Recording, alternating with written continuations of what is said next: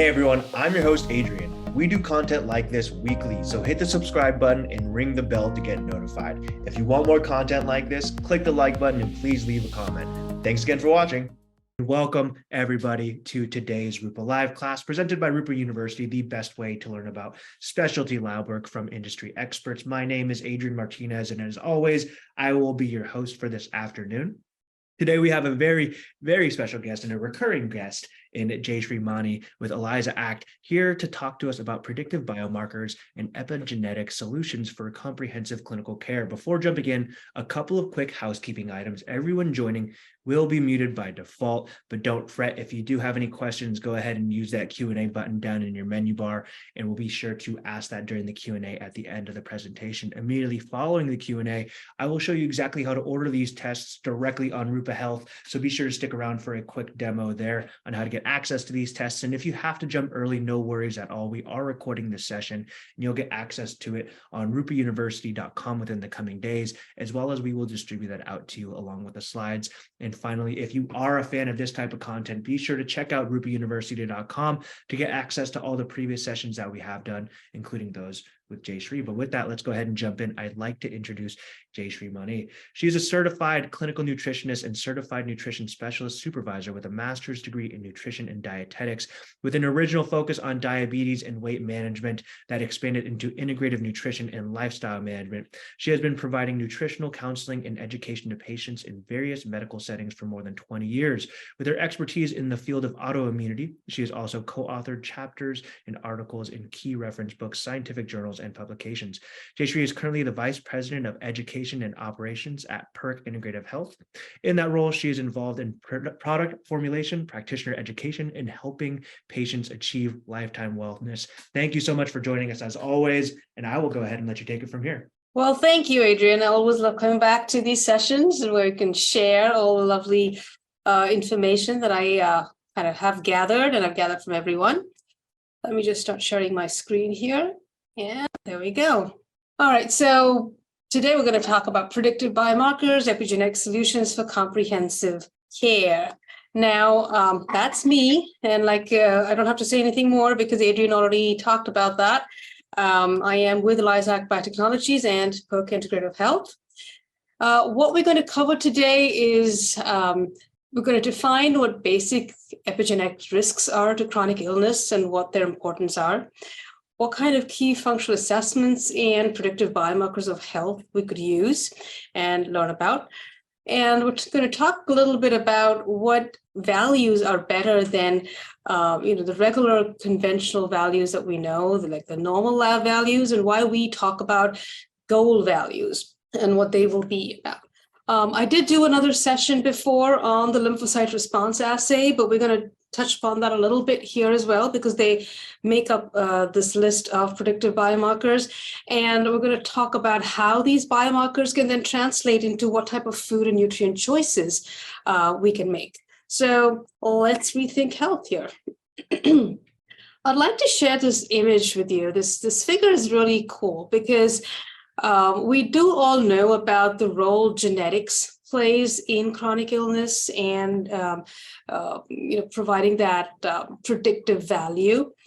But really how that gene gets expressed is all about what epigenetics is about. Basically, epigenetics is literally meaning above genetics. So while we do know genetic testing is useful, and I know that there are lots of things that genetic testing will provide you, I do want to really target this presentation on how we can harness the value of epigenetics and how we can make those lifestyle choices so that key changes can happen and gene expression can be modified. So what these predictive biomarkers are going to tell us today is how that the 92% of epigenetic influence on chronic illness is, how that can actually help the gene expression, which actually amounts to only 8%, really, how that can help us really rein in chronic disease. So I love this cool image, and it really tells us the power of epigenetics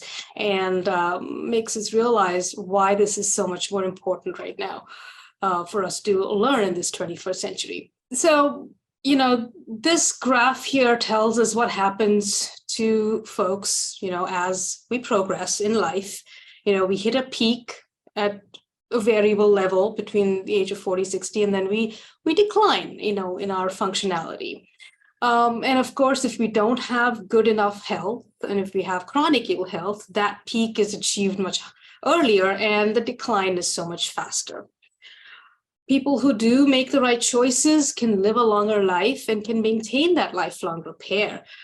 But what really interests me is this group of people where they have achieved, or they were doing well, they kind of hit a roadblock. So if you see that dotted curve, they kind of went down in their whole health span or lifespan functionality. But they made those choices, they made those changes, and then they went back up and joined those folks who have maintained a lifelong repair activity. So basically, all is not lost. We can help at any stage. And that's what I wanted to just, clarify from this graph here. I'm talking about biomarkers today, predictive biomarkers. So how is that different from a biomarker, specifically? So, just a very, very basic definition here of what a biomarker is. It's basically looking at that indication there that we can look and we can get from a patient or a client, and that can be measured accurately and reproducibly. So what a predictive biomarker is one step ahead of that. It is giving that accuracy, is something that we can measure accurately and that we can reproduce, but also where we can produce that 10-year survival rate and a quality of life type of years, so a good quality of life. We just don't want long years, but we want that quality of life in those years. So that's really what these biomarkers or predictive biomarkers are going to tell us. Why the specific tests that we have covered here, or what are these going to be? They're based on good research that's been there over the years. There's a scientist called Roger Williams. He believed in biochemical individuality because we are different. We're not all the same. So it's not like a cookie cutter approach.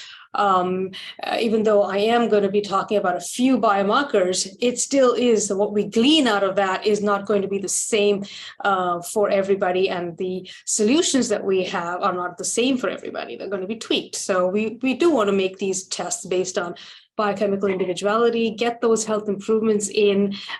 These various scientists have shown how certain changes can happen within months and not really, years and years, but fairly soon. And we want these predictive biomarkers to be highly sensitive. So basically, what are highly sensitive biomarkers? They are the ones that have a less than 5% variance, and basically more predictable and predictive rather.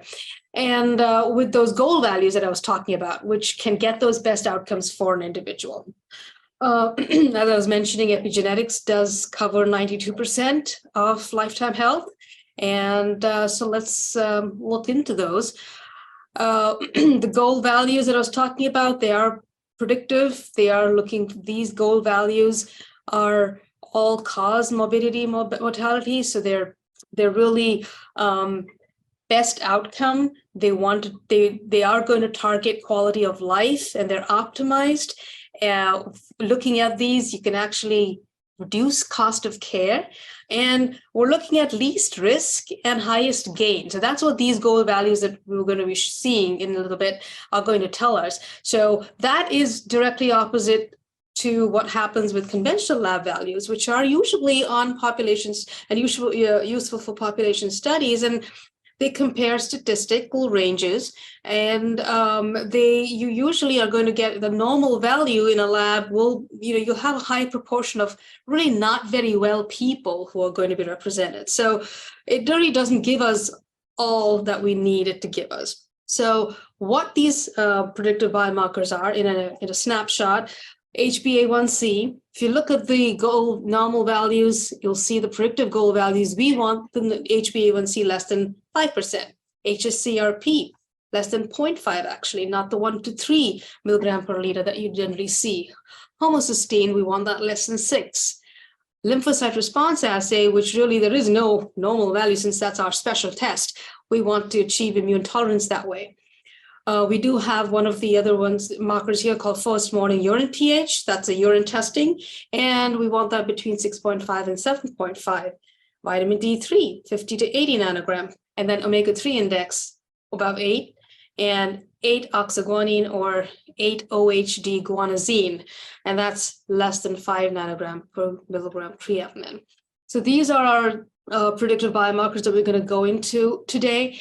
And looking at all these various aspects, whether it is sugar, insulin energy, whether it's repair, detox, immune tolerance, cell communication status. So these are all the predictive biomarkers that we have grouped together for these various functionalities that we want to see achieved when we are talking about lifetime health. I don't think it's going to be a surprise that the very, very first biomarker I'm going to talk about is HbA1c, because it is one of the biggest raging issues in the 21st century. It's kind of very crazy stats that every adult really gets 17 teaspoons of sugar a day, which is horrific in my mind. And so that's crazy. Basically the negative effects of sugar, I really don't need to preach out here. I'm sure everybody attending this call and this lecture is fairly well aware of that. So the question is really why HbA1c? So this graphic really tells you about how it would be helpful to see what HbA1c is going to provide us. Less than 5% gives us a really less than 5% of HbA1c level is going to give a great high probability of living the 10 years that we want longer, and as opposed to somebody who has a 12% level. That really is going to cut short their life. But again, why HbA1c? It has a higher, it's got a good 3-month average. So glucose is a snapshot type of a reading, whether it's fasting or after a meal. When folks do come to the lab or a doctor's office, that's going to happen. There is going to be a white coat type of a situation there that the glucose level could go a little bit higher. Antibodies could play a role in that. The only issue that you could have with HbA1c being a not okay with somebody who has really severe anemia, because it is basically the glucose that's stuck to the RBC. So if they have a very short RBC life, then that's going to be an issue there, and maybe some liver and kidney issues. However, otherwise, it's a very, very predictive biomarker. It is one of those go-to biomarkers that we find really helps us a lot in the majority of our patients that we see. Now you could go a little bit further. If you had to find out insulin resistance, you could do the HOMA analysis. You can do glucose insulin ratio. The anti-insulin antibodies will give you a little bit more information. Another very good marker that actually goes alongside with HbA1c is fructosamine.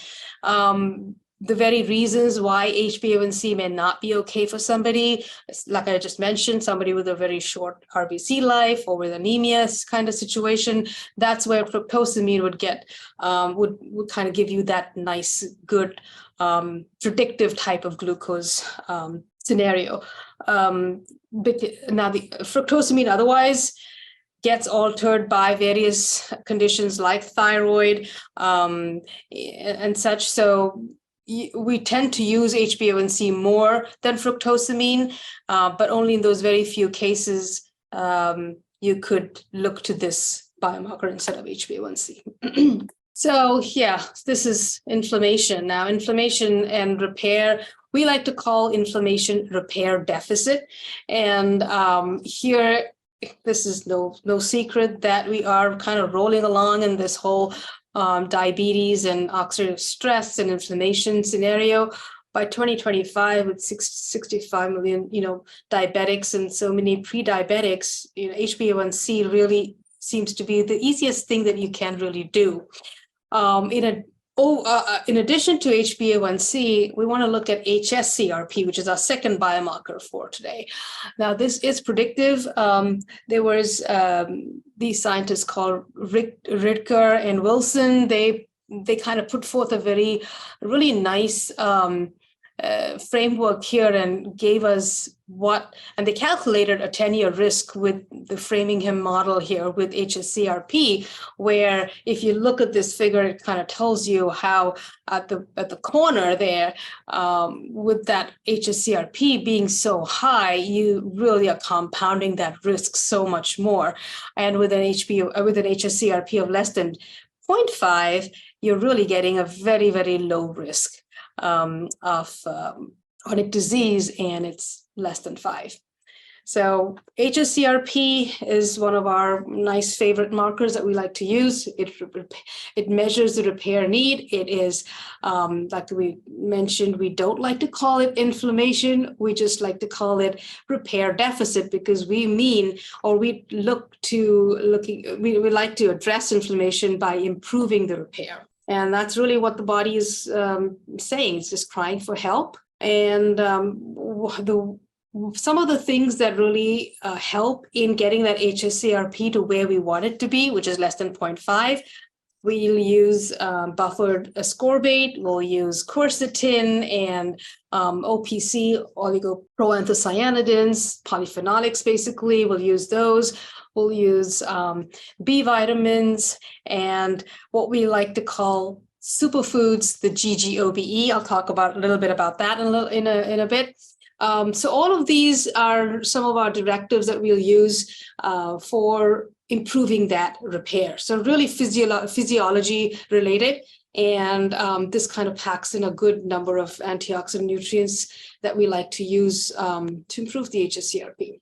A little bit about the buffered ascorbate. Now, there are lots of vitamin C's out there. We like to use a buffered one, the L-ascorbate, and what we do like to do is use a C cleanse protocol, or we also used to call it the ascorbate calibration protocol. So again, this suits that model of everybody's different. The biochemical individuality of a person is addressed here, because there really is no key amount that a person should have of vitamin C. It is based on what their oxidative stress level is. And we use this C cleanse protocol for whether it's a healthy person. We have a few directives for somebody who's having, moderate kind of a situation, or somebody who's chronically ill.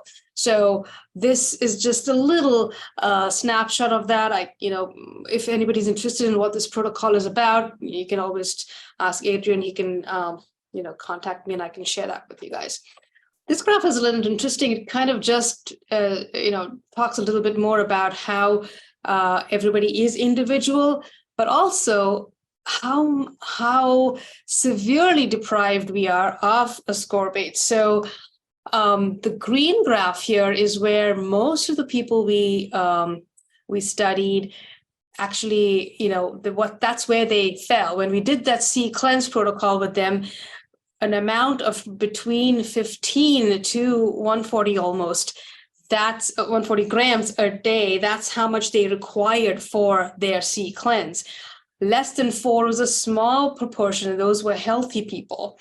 11 to 15 grams, those were kind of usual. So you have a huge number, almost 80% of those were between 10 to 140. So that's kind of interesting. We think ourselves as healthy, but when we're looking at these kind of, protocols or, things like assessments, we kind of find out how really not well we are. So this is kind of revealing. It is based on Jaffe protocol. And again, I can let you know a little bit more about the ascorbate cleanse process if that's something anybody's interested in. Jumping into the next biomarker here is homocysteine. we like to have it less than 6. If you remember the chart I showed in the beginning, was way above that. That's what most labs will come back with, is way above 6. So we see that 6 is actually the level of health that we want. And this graph here is a little descriptive about that. It's a modified graph from this article by Nygaard and Nordehag in the NEJM in 97. So it's really a tried and tested biomarker. I'm sure it's not new to anybody.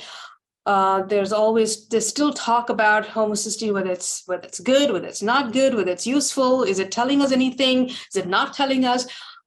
We still are in the belief that it is. It's giving us a good information of what's going on in the health of a person. And in this graph, it tells you really that you have with a level of more than 20 micromoles a liter, they're really, they're having a very tough time having a strong life. But if you get to a less than 9 micromole per liter, that level, it increases the chance of living those 6 years 4 times. And then if you go to 6 micromoles per liter, which is what we are targeting at always, you actually increase that almost 16 times. So needless to say, homocysteine is a very valuable biomarker that we utilize here. Just a little bit about homocysteine. It is involved in healthy methylation. As we were talking about earlier, vitamin C will help as well. B complex helps. This is just a visual representation of how, the difference of the 5-year mortality risk is for those who have less than 6.5 versus or whether they have above 15.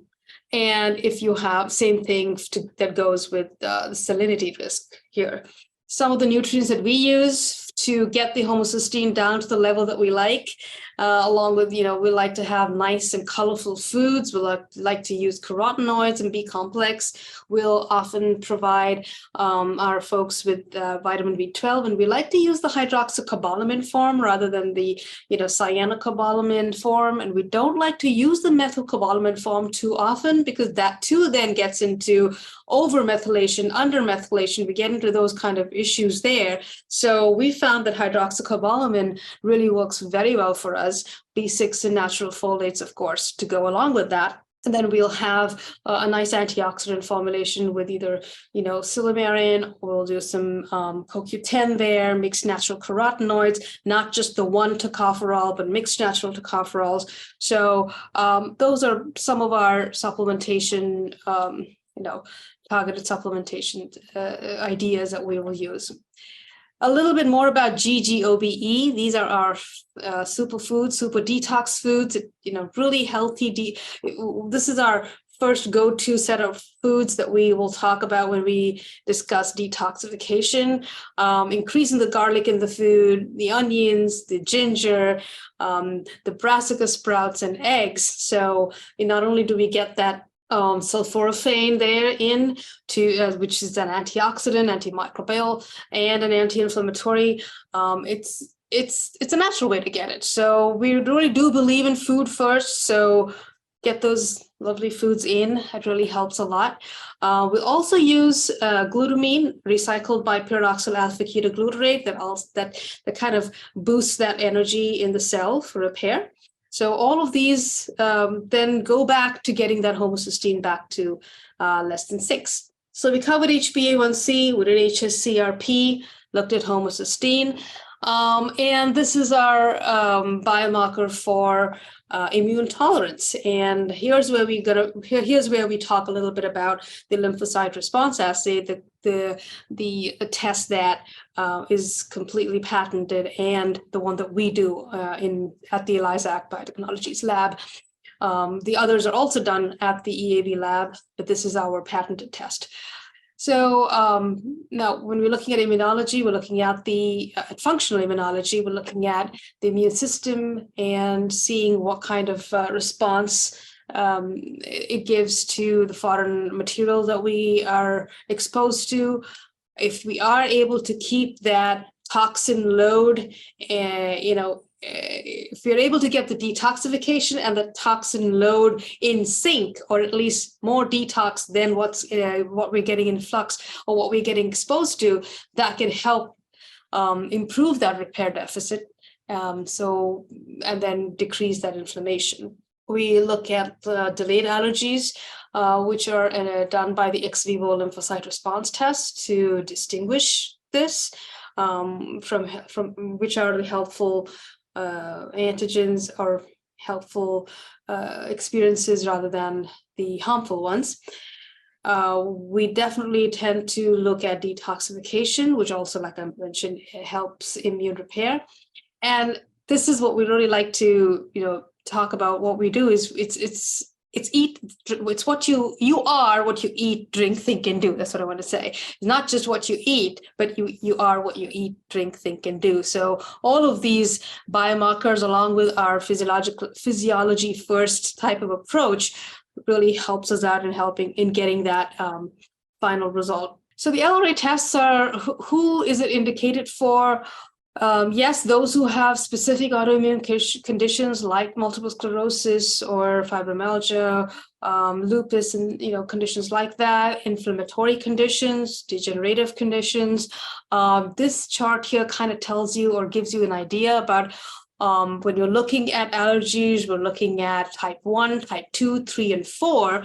Type 1 is an immediate type of allergy, which is not covered by the lymphocyte response assay, but could go hand in hand. Lymphocyte response assay covers all the delayed type, which is type 2, 3, and 4. And if you look at all of these conditions, there are tons of things that overlap. So it could be for anybody. You want to do a test that can actually help you go through this, healing process. So the lymphocyte response assay is pretty far-reaching or has a wide reach. This wheel here shows you a little bit. It's a little recap from what I did last time. It is just telling you what the lymphocyte response assay by ELISA Act is doing. It is not looking at type 1, it's looking at type 2. Now, usually type 2 allergies are covered by IgG, M, and A. Type 3 is what happens with an immune complex, and then free T cell mediated reactions are done by type 4. So the lymphocyte response assay, because we're looking at a T cell and a B cell, so we're looking at all types of lymphocytes, it is covering all the 3 delayed pathways, type 2, 3, and 4. We are not isolating the antibodies. We're not looking at IgG separately.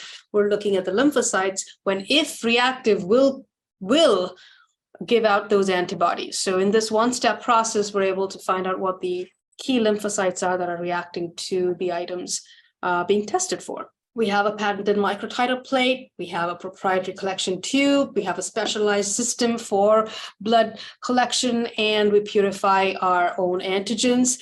We have a specific set of patient test prep instructions, which are obviously all given when the patient is sent the kit or the doctor sent the kit. It is required. I know in this day and age of speed and really everything needs to be done fast and convenient. We do have to take a deep breath and maybe step back a little bit, because the lymphocytes, which are the key cells that this test does, do require a little bit more of a gentle approach. So you do have to fast. You do have to make sure that the lymphocytes are not excited before the lymphocytes come to the lab, but we make sure that happens with our unique patient preparation technique, and we do have a pretty good comeback response. So where and how do delayed hypersensitivities occur? They are hard to find out. They can happen anywhere between 3 hours to 3 weeks after exposure. An immediate response or a RAS testing or a type 1 allergy, for instance, will happen within seconds to a couple hours only. So it is difficult to find out. Symptoms are kind of always nebulous. You can feel unwell. You can have that brain fog. You can feel exactly what this says. The get up and go, got up and went. So you can have specific conditions. You can have symptoms. All of those can get addressed by the lymphocyte response assay testing. We don't just send out the reactions, which could be either strong or moderate. So we do, the way the report looks, it actually it talks about strong reactions where more than 50% of the lymphocytes, if they react to an item, are strong. If there's a less than 50% reaction, it's a moderate reaction. We do have avoidance time set there in the report. We are digital completely, so we are environmentally friendly. So even though this may look like a paper copy, we don't do any paper results. It's all online at the moment. We do provide what's called a health assessment questionnaire, that we do have that available. That actually is a tool that our clients, actually our practitioners, have really enjoyed, because that directs them to look at what kind of nutrients, what kind of supplements may be important for that person, that patient. We do provide certain activity, environment recommendations, because we are not only what we eat, but we are what we eat, drink, think, and do. So we do provide those suggestions as well.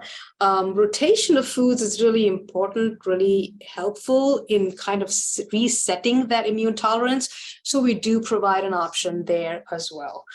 And all of this goes along with what we call joy in living, the alkaline way. It actually gives the person who's having the testing a snapshot of what it means to eat in the alkaline way, or eat in a way that would help the immune system heal and repair.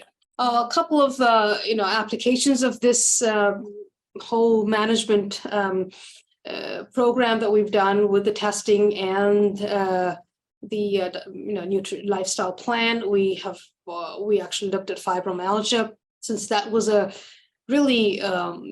that is really a condition where sometimes you don't know what's going on. The pain is so much more in some people. Sometimes it's not diagnosed very well.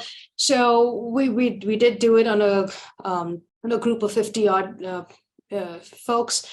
And after the 6-month plan that we had almost 50% of them have less pain. They reported 70% of them reported less depression. 50% of them more energy, and there was 30% less stiffness in all our patient population. And the very, very first biomarker that I did talk about was HbA1c, because diabetes is such a big deal.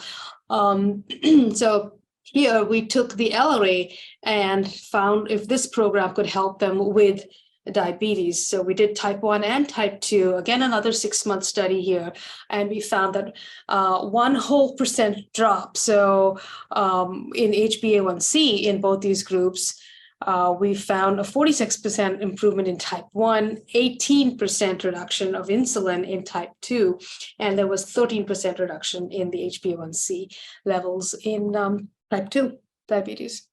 So this was published in the Diabetic Medicine Journal, and really gave us a push forward in our continuation of this testing and approach. So we've talked about HbA1c, homocysteine, hsCRP, looked at repair, inflammation, methylation, glucose insulin balance, and immune tolerance. And now we come to something called first morning urine pH. This is also not very new for most people, in the sense that the thought process isn't.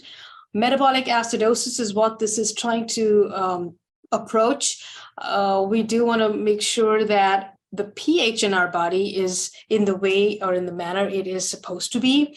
And it really looks at how we are utilizing the mineral magnesium, because there are so many nutrients that are talked about, but folks tend to not put such a major emphasis on magnesium. And that is really what dictates how acid alkaline our cells are. The more acid the cells, the more literally rusting of the cells are. They do not work in that way that it should. And we have found that if with magnesium, you kind of enhance that with choline citrate, we use choline citrate with magnesium a lot, that improves that acid alkaline balance. And this nomogram that shows that is shown in this chart is something that kind of tells you that metabolic acidosis actually follows a U-shaped curve. So if you look at the N, that is actually in that normal, in the sort of neutral zone. And as you go to higher pH, you'll see that there's a lot more issues going on. So whether so metabolic acidosis is low pH, very low pH, and then you go on to if you have a very high pH, that can lead to alkalosis or tissue breakdown. And that's something that we don't want. So we want to make sure that our pH is in that neutral state. Now, we're not talking about blood pH here. We're talking about urine pH. And that's what we want to have between 6.5 to 7.45. That reflects that neutral pH that we want overall in the body. And now you can do extensive tests. You can do, a 24 urinary analysis and find out how your body is doing. But sometimes that's too prohibitive for us to talk to our patients with, or to work that with in a clinical scenario. So with pH strips, you can do that really well. And if you can manage to get the first morning urine pH between 6.5 to 7.5, then that can actually give you a good handle on how that metabolic acidosis is getting settled for that person, how you're able to kind of control that, and that can help in the repair aspect. So we're striving to be in the green zone here as we see here, between 6.5 and 7.5. That's what we want the first morning urine pH to be. And it's basically after 6 hours of rest. This is the U-shaped curve that I was talking about. So if you have a very high pH, that can lead to catabolic kind of issues. And if you have a very low pH, then that's going to be metabolic acidosis, which has been much studied. And so what we want to do is keep that middle path and increase the chances of living that extra 10 years. A little bit more about magnesium and choline citrate. Choline in itself is very helpful, feeds into that acetylcholine pathway, gives and the cholinergic bile pathway, and both together improve those chances. Magnesium given with choline citrate improve the chances of getting to that middle green zone that we want. And not just the minerals from supplements, but we want to also make sure that we're eating more alkaline. So this chart is something I love sharing with my patients. And they really look at it and they say, oh my God, I thought an orange was acidic, but it's actually alkaline in the body. So this is the effects of foods on the body's acid-alkaline chemical balance. It's not what the food is actually, it's what the effect is on the body. And that's how we kind of guide our patients into trying to eat more alkaline. That can help that first morning urine pH get to that level. As I said, we are what we eat, drink, think, and do. So definitely in the ELISA Act testing result package, you will get some thought, some ideas about how, what kind of mindfulness practices to do, what would be helpful in keeping that repair process going. We're looking now at the next biomarker, which is vitamin D. And the importance of vitamin D is really not, again, new. So really, all of these biomarkers are really gathered because they have such a robust amount of research and studies behind them. So whether it's whether vitamin D is required for communication, whether it's required for, again, glucose insulin control, diabetes health, bone health, blood vessels, cognitive, brain health. We really think vitamin D is something to be tested. And that's why a lot of people do test vitamin D. But our goal value is 50 to 80 nanogram per ml, which is different from where the conventional practice has been going on till now. Most labs will provide anything above 30 nanogram per ml would be fine by them, but that's not where we want to stop. We want to get that D to a more repair zone, to a more integrated level, and that's 50 to 80 nanogram.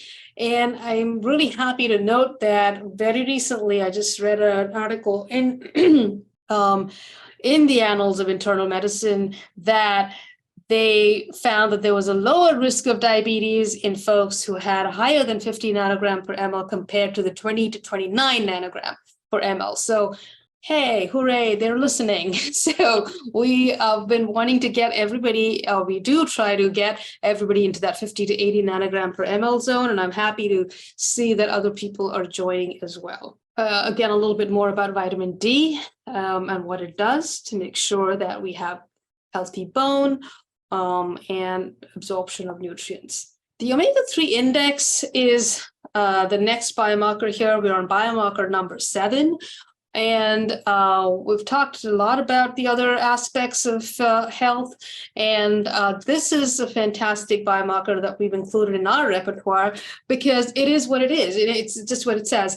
It is the omega-3 index. It kind of gives us a nice, good ratio about omega-6 and omega-3. We do have a very abysmal ratio that people have. There's so much more omega-6 than omega-3 in our food today. So this is really helpful to see how that is progressing. If you have the high omega-6 to 3 ratio that's there in so many people, you do have increased inflammation. There's a lot of immune imbalance, and there are a lot of these Th1, Th2 mediated conditions happening. So credit this testing to William Harris, and he's the one who brought this out. We do essential fatty acids, and this kind of gives you an insight again of why omega-3 is, so much more helpful than omega-6. We want some omega-6, but very little, and want that ratio to be so much better to keep those triglycerides in check,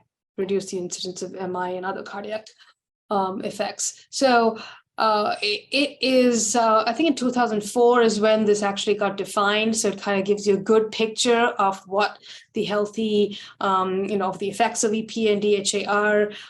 It's a very nice, good report we get.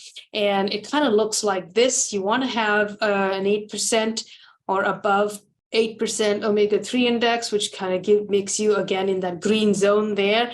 And if it's anything less than 4, then that kind of obviously tells you what kind of risk you have for cardiac and how you want to improve the omega-3s. So where do we get our, what do we tell our patients to get their healthy fats from?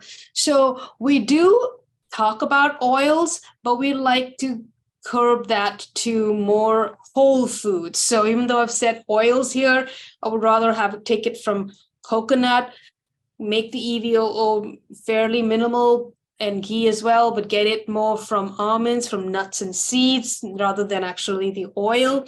And when we're looking at fish, we'll look for actually, I would recommend deep cold water, wild line caught fish like salmon, etc. And for supplementing, we want to make sure that you're getting 2 to 10 grams of EP and DHA if your omega-3 index is low, but also the fact that if you are supplementing with EP and DHA, make sure that it is the EP and DHA is distal in the nitrogen. You're not getting those heavy metals, and there are no chemicals in that supplement. The final biomarker for today is 8-OHDG. So we've already looked at a biomarker, a predictive biomarker for repair, and that's the hsCRP. But we want to look a little bit more into the DNA marker, and this is a really fantastic DNA oxidative risk marker. It's called 8-OHDG, and what we want it to be is less than 5 nanogram per milligrams of creatinine. This biomarker, there's a lot of studies being done about this biomarker. It is actually, like I just mentioned, biomarker of oxidative stress. It's a predictor of anything that's related to oxidative stress. So whether it is cardiac conditions, or whether it's diabetes, or whether it is even cancer, so or any of all of these conditions listed here, Alzheimer's, rheumatoid arthritis. So it's a really good It's a urine test, first of all, so it's not a blood test. It is an easy test to do, and if you send it out, get this biomarker back, you will know what your DNA stress is. It's kind of like a bridge between genetics and epigenetics. It's looking at your DNA oxidative stress marker and telling you what's going on within the cell. So a really nice biomarker here, and it kind of completes that whole 8 predictive biomarker group that I have here. This is another picture of just how reactive oxidative species, which are basically the hallmark of oxidative stress, what they can do to the body. So HbA1c for sugar insulin control, hsCRP for inflammation, and homocysteine for those methylation and sulfur markers. You have the immune tolerance by LRA. So these are your top 4 biomarkers. And then you have the first morning urine pH for metabolic and cell acidosis risk, vitamin D, which actually is a biomarker that kind of encompasses all the conditions in the body. You have omega-3 index for your omega-3s, and know about that. And then the oxidative stress, the DNA oxidative stress marker, 8-OHDG. So those are the 8 predictive biomarkers that we really like to focus on, and we get the really great results on it. These are functional assessments in our minds, and they include all the epigenetic risks that we see in health today. And they're all striving to get that highest gain for the person, and rather than looking at normal values, and whether it's supplementation, whether it's tweaking the foods that you eat, like other lifestyle mechanisms that you may want to add, they're all basically focused on getting these predictive biomarkers to those functional goal values. And that's it for me. Thank you. All right, Jayshree, thank you so much for that fantastic presentation. We had a ton of questions that were coming in. If you have more questions, feel free to jump into the Q&A button and ask away. If you are asking a question that had to do with a specific slide or maybe point in the presentation, context always helps, because sometimes there's just questions asked that without context, we'll have no idea what you're talking about. So let's jumping right into the first one. Would you mind digging a little bit deeper into HOMA analysis and what that is? Oh, HOMA, I can send you a paper. That is it's called a homeostatic model assessment. So it's an acronym for looking at insulin resistance. So if you just punch in HOMA and insulin resistance, you should get a really good search coming up. But in case you do need anything additional from that, let me know.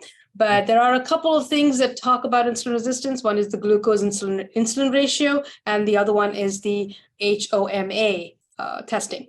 So usually when you're trying to look at insulin resistance, you want to do both, because just the one glucose insulin ratio is not enough. You want to do both.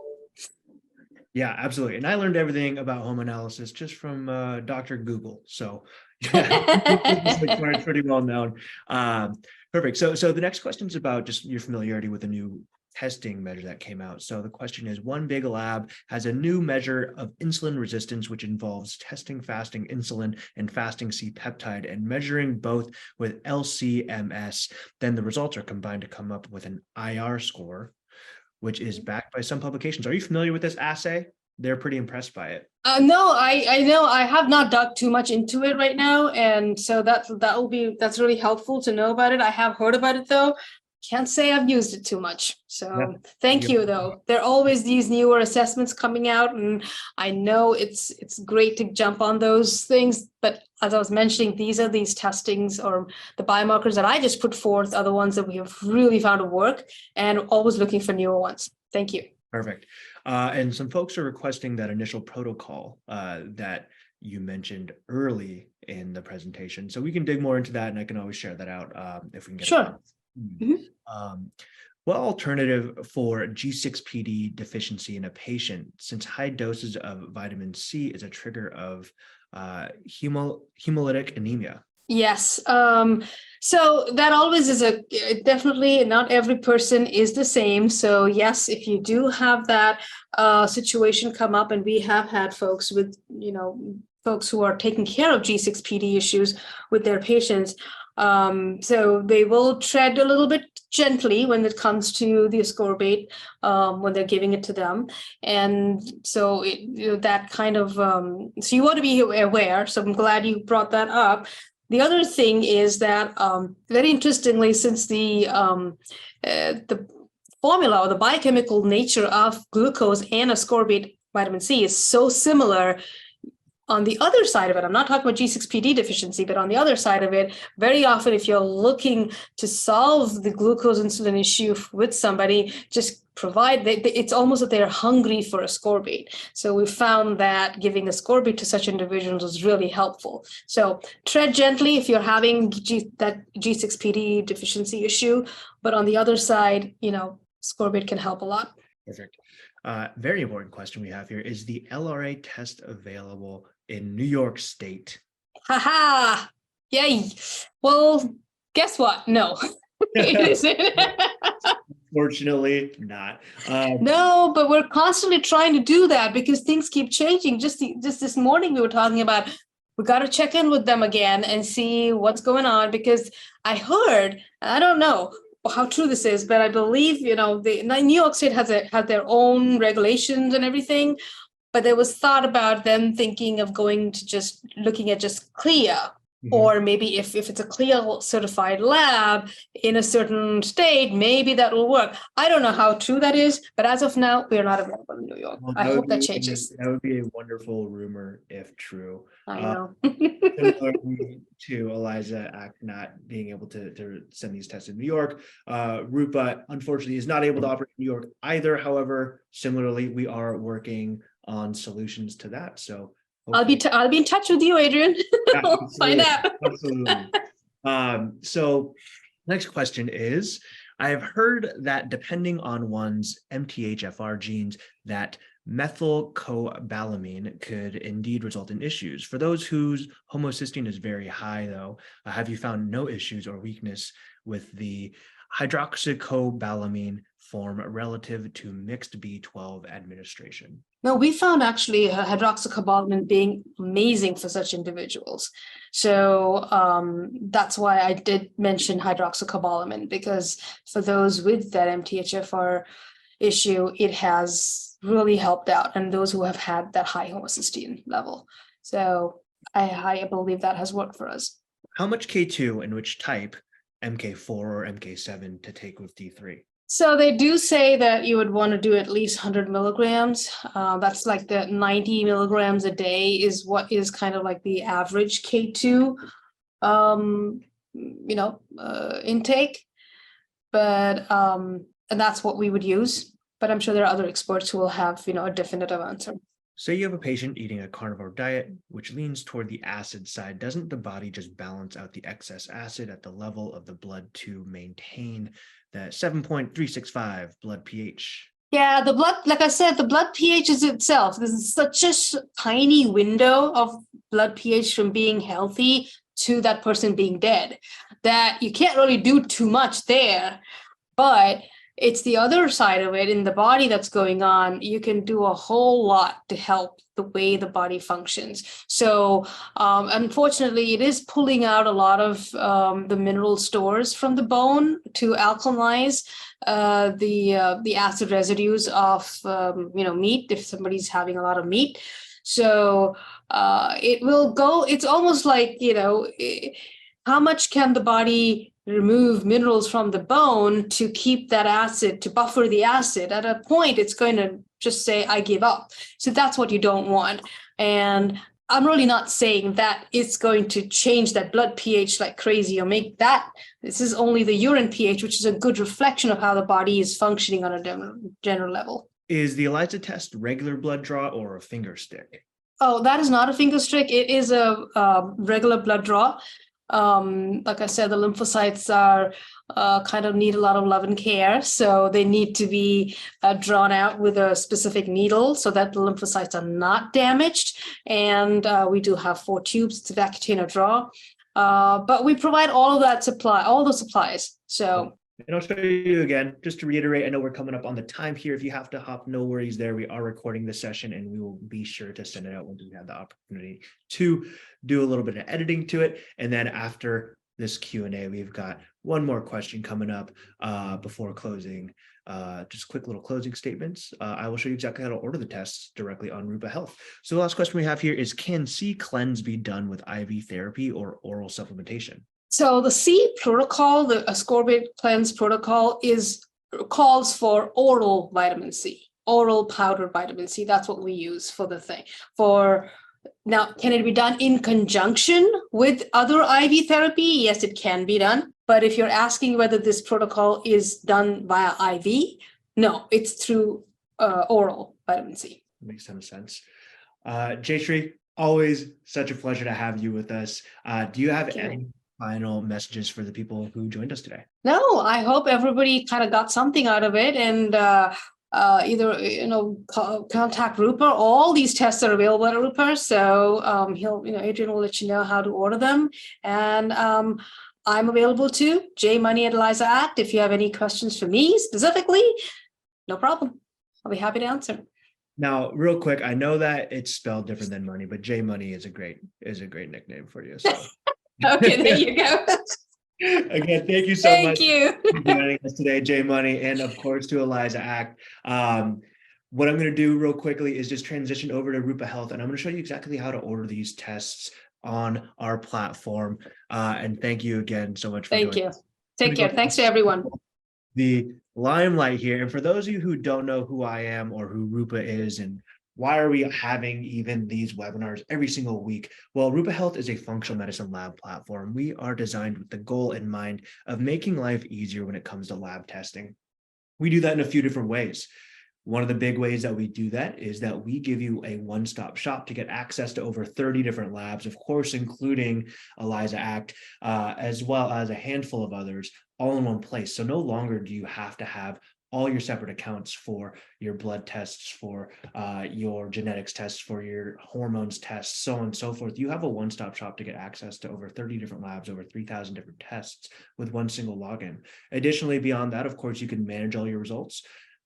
And we will even take care of the patient experience. So we can manage billing with your patients. We will drop ship the kits to your patients. We can help schedule those blood draws and phlebotomies if you're ordering that LRA test by ELISA Act. So all these things that are necessary, but take a lot of time out of your day, or if you're lucky enough to have an admin out of their week, we will do all that for you in a one-stop shop. And of course, we even do education. You're all a part of a big component to Rupa Health, and that is the educational component to Rupa. So we host these webinars every single week with our lab partners. Of course, this week we did it with our fantastic partners over at ELISA Act, but we have a full roster of these coming up, and you can always watch them live, or we record them and upload into our platform here. But what I want to first just show you is how simple it is to order a test on Rupa Health. What you're seeing here is the main dashboard. To create an order on Rupa is as simple as clicking that button that says start an order. I just type in first name, last name, email address, and that's all I need from my patient to create an order. From there, it brings you into your order screen where you can do things like creating custom bundles, which are sets of tests from a combination of any lab that we work with. And so if I want to just have all my tests in one bundle, one click, and they're added into my cart straight away. Below that, I have access to be able to create a favorites list. So individual tests that I commonly order, I have the ability to add them into my favorites list. And then when I order the ELISA LRA all-inclusive 512 panel, I have access to that here, but maybe I want to order some other labs along with it, potentially a hormones test, right? I want to order a Dutch test. I can do that straight away here. But if I'm looking for any lab in our catalog, I can find it right down below. It's as simple as that. And when I'm ready to place that order, all I do is click send a patient. It's as simple as that. Now, I can do some customization to it. I can add notes for the patient. I can add notes for Rupa, and I can even add ICD-10 codes. Now, an important thing to note with Rupa is that we don't accept insurance directly on our platform, as a lot of our labs simply just don't accept insurance. And it's an unfortunate hurdle in the functional medicine community. I'm sure you're aware of it, but what we can do is save you the time and put your patients in a position to be potentially able to get access to a reimbursement from their insurance providers. Now, let's go ahead and show you how our pricing works. I know I touched about Dutch in a moment ago, but our pricing is we offer wholesale practitioner pricing. So what that means is that the same prices that you would get having an account directly with the labs, those are the same prices that we offer here at Rupa Health.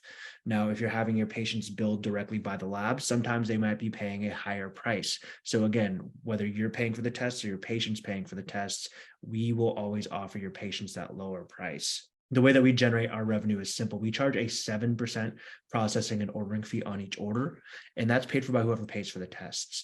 So you have the option of either paying for the tests yourself, or we can bill the patient directly yourselves. I would say 9 out of 10 of our practitioners prefer us to manage billing with the patient. It's one less thing off your plate. And again, we're always offering that lower price and potentially big cost savings for your patients. But I think what's more important out of that is it takes time out of your day to manage billing. And so we're giving you that time potentially back. But that 7% processing and ordering fee is how we generate our revenue here at Rupa Health. And that is the only cost to using Rupa. So what that means for you is if you're having us manage billing with the patient for each order, and that patient is the one paying that 7%, you will never pay a dime to Rupa Health. It's free to sign up for. There's no contract, there's no minimum spend, there's no subscription fee or monthly fee associated to it. This 7% is it. So you can create a free account on our platform, explore, and you're never going to pay a dime to Rupa unless you click this box here, type in your credit card information and press send. That's the only circumstance there, right? But as I mentioned a moment ago, a really important component to Rupa Health is that we manage the patient experience end to end. So we will reach out to your patient. Again, we can handle billing, or you can handle billing with your patient directly. We'll ship the kits to your patients, so you don't have to stock kits in office. If you do prefer to stock kits in office, and that's a big component to your business, no worries. We can do that with a handful of our labs as well. We'll send over instructions and FAQs. We'll walk your patient through how to take the test, as well as answer any support questions they have. So we will take care of all of the support your patients need from us. They can always reach out to our team here. We'll handle any specimen issues. And again, we can also even coordinate phlebotomies. You can customize that information. So if you are equipped to be able to handle blood draws in office, well, you of course can send your patient back to you and just let them know to come see you Mondays through Thursdays from 2 o'clock to 6 o'clock to schedule your blood draw appointment, right? Or if you don't have access to a preferred phlebotomist, we will send all the resources to your patient to help schedule that blood draw. If your patient doesn't like any of the options that we will send to them, then they can reach out to our team and we will facilitate a search by zip code to send over any viable options within their area. Again, something that you would normally have to do with your patient directly. Here's what that looks like. We'll reach out to your patient. We will collect all the necessary information to complete the order, shipping, billing, demographic information.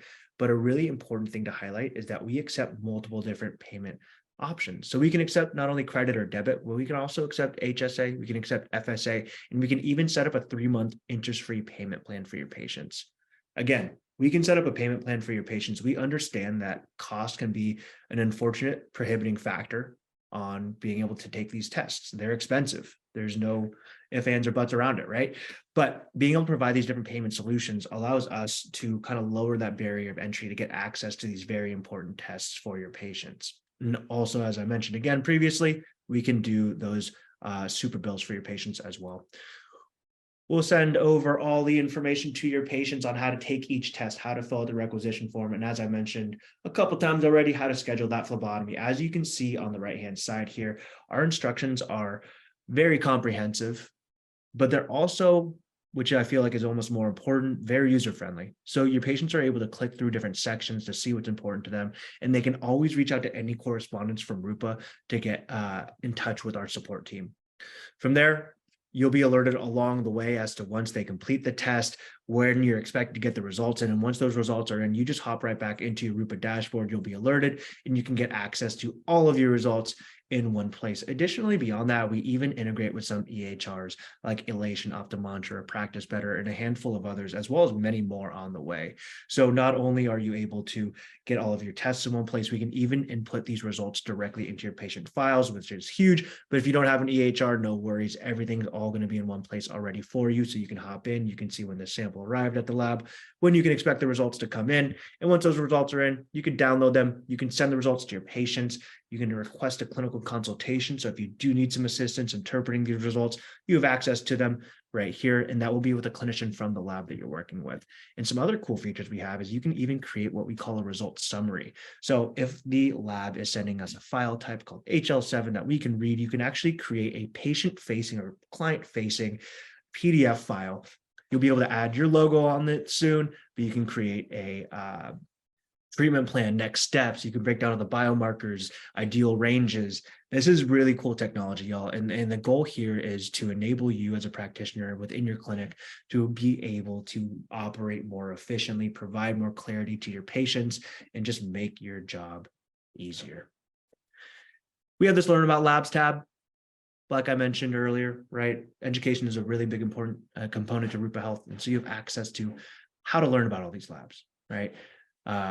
This is my favorite one, actually. Lab test comparison tool. So we're in a unique position to have a working relationship with over 30 different labs and have over 3,000 different tests on our platform. And so if you want to hop in and say, hey, what are all the different hormone tests? What are the food sensitivity tests? You can click into any one of these, and you can also customize this data and just get the information, right? Here's all of the food tests on our platform. I want to be able to see what are the costs, what's the sample report look like, what are the instructions that you're sending to the patient, what are the turnaround times, and most importantly, what are the biomarkers? What is this test looking for, right? And so that'll allow you to be in a position to be able to find the test that works best for you as well as your patient. You have all the live classes. We have a magazine, we have a podcast. We have so much information here available for you as a practitioner. It's free to sign up for. Why would you not sign up for it? Again, my name is Adrian Martinez. I'm going to put my information up on the board here. I'm going to walk through and see if there's any questions that came from me while we were going through this. But feel free to reach out directly to me as well if you do have any questions and are interested in scheduling a call with me or somebody on my team. We're more than happy to always assist you. But let's hop into the questions. I think there might be a few that came in. Yep, her email. Physician for non-lab privilege. Yeah, super good question. Okay, so let's talk about some details about Rupa Health. So right now, Rupa Health only operates within the US. We operate in 47 of the 50 states. As I mentioned earlier, we unfortunately can't operate in New York, but we also can't operate in New Jersey or Rhode Island. Currently, we are actively working on a solution on that. It likely won't be for all the labs that we offer, but will be for a handful of the top ones. Additionally, if you are a practitioner whose license type may limit your ability to order testing directly from any of the labs, we have a program, it's called Physician Services.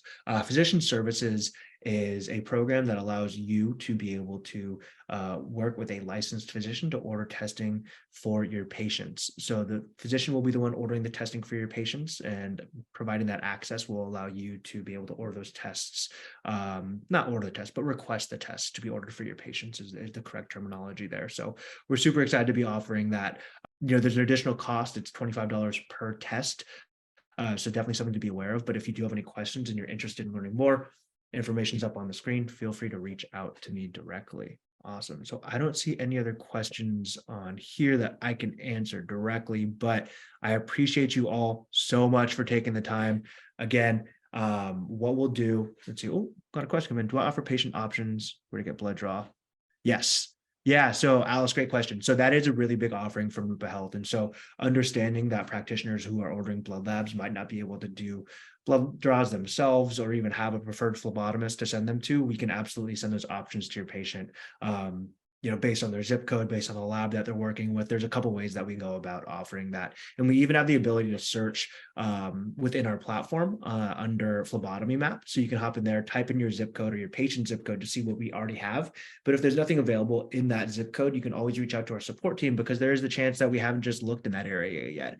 And so we'll do a search based on the zip code that you're providing and send over any viable options. Unfortunately, there's nothing that we can do to just make a phlebotomist appear in that area. But what we can do by making that search is saving you the time and energy of having to make those searches yourself, call in and making sure that that phlebotomist accepts the test that you're ordering for your patients. So again, the goal here is just to allow you to operate more efficiently and provide a better patient experience. It's per test. So Amal, I'm answering your question. $25 per company or individual biomarker on the requisition. So it would be per test. So an individual test can have 200 biomarkers on it. So no, it's a per test per kit order. So for example, if you're ordering one LRA test, that would be a $25 fee. However, if you're ordering a blood panel from a blood lab that is testing for multiple different biomarkers, that would only be one test as well. But if you're ordering multiple tests from multiple companies, then it would be an individual per test fee. Awesome. All right, y'all. Well, I genuinely appreciate everyone. Every time that you come to these live classes, it makes me so happy. So thank you so much for joining and sticking around through the Rupa Health demo. Again, my name is Adrian Martinez. If you do have any questions or want to get in touch, feel free to reach out directly to me. I'm always available to hop on a call, schedule a Zoom. If I'm not available, somebody on my team's available, and I can always get you in touch with the right person. But thank you so much for joining us this afternoon. I hope you enjoy the rest of your day, and I look forward to seeing you again next week. Take care.